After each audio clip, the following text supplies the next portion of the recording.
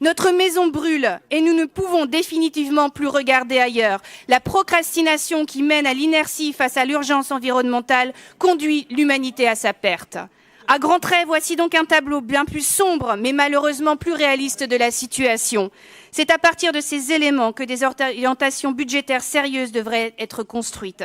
Peut-on raisonnablement dire que l'Île-de-France est la locomotive de la France, sauf à vouloir décliner régionalement la théorie macronienne du premier de cordée, elle-même version brutale de celle fausse du ruissellement ?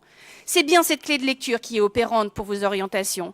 Vos choix avaient devancé ceux mis en œuvre à la tête de l'État, baisser la dépense publique pour se conformer aux injonctions de la Commission européenne et aux critères de convergence, faire la chasse aux dépenses de fonctionnement sans comprendre qu'elles sont intrinsèquement liées à l'investissement et à un service public régional rendu, réduire l'emprunt alors que les taux sont négatifs et ainsi faire peser le poids des investissements reportés sur nos enfants.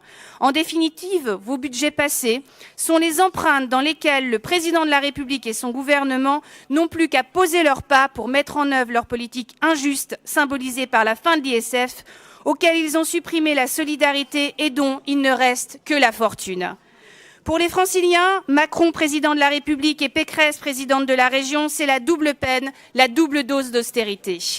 Concernant les personnels, vous poursuivez la réduction du nombre d'agents et appliquez le principe de non-remplacement d'un départ sur deux à la retraite. Cette réduction supposée de fonctionnement ne l'est pourtant pas, puisque l'enveloppe globale continue d'augmenter du fait de l'embauche de cadres venus de l'extérieur grâce à des salaires sans doute très attractifs. Moins de personnel pour une même enveloppe, c'est donc bien le service public rendu aux Franciliens qui en pâtit. Contre la fonction publique territoriale, son statut, ses agents, là encore, vous êtes sur la même longueur d'onde que Macron. Pour 2018, la grande cause régionale sera donc la lutte contre le décrochage scolaire. Bien, reste maintenant à abonder l'enveloppe financière en conséquence, car des paroles aux actes, le gouffre est béant avec vous. La grande cause régionale 2017 s'en souvient encore, puisque la moitié des crédits dédiés à la lutte contre les violences faites aux femmes ont été supprimés depuis 2016. Nous avons relevé aussi un grand absent, un absent qui pourtant fait le quotidien de millions de Franciliens, le Navigo. Serait-il devenu gênant de parler de son financement, de sa probable augmentation que vous n'assumez tellement plus que le président de votre groupe en vient jusqu'à expliquer qu'un média qui, justement, s'alerte est la courroie de transmission du groupe Front de Gauche.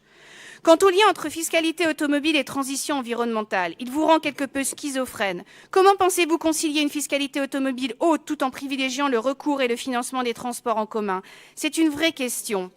Pour notre part, nous faisons le choix des transports en commun et celui de nouvelles recettes, comme une hausse du versement transport dans les territoires de l'Ouest les plus riches, une baisse de la TVA transport ou encore la mise en place d'une écotaxe régionale.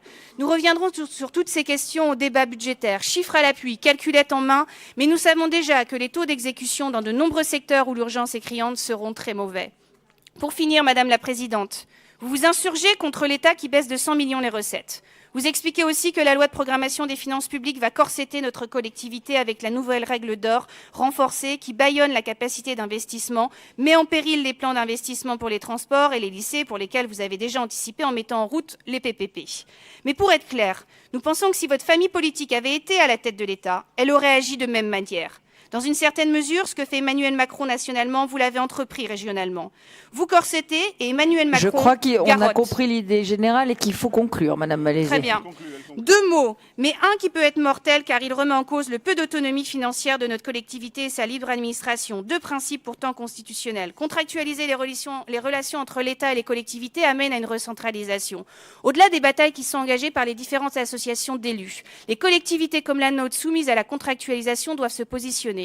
Si l'Île-de-France refusait la contractualisation, cela aurait du poids et cela permettrait de faire entendre la voix des pouvoirs locaux décentralisés. Si vous vous engagez dans cette bataille, vous pourrez compter sur notre soutien car ôter le garrot est vital pour qu'il ne reste pas aux collectivités que les os. Merci Madame Malézé.